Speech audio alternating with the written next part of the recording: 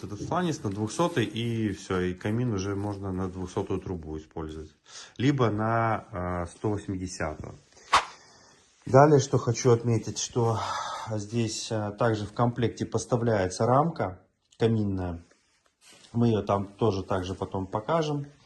Вот, прикручивается она на вот эти вот винты, которые здесь есть. Их 4 сверху и 4 снизу.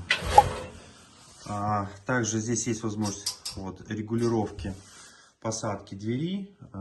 Значит, и еще, что хочу сказать, что универсальность этой топки в том, что если вдруг заказчику необходимо камин получить с открыванием двери справа налево, либо слева направо, то это можно, имея, так сказать, стандартную комплектацию,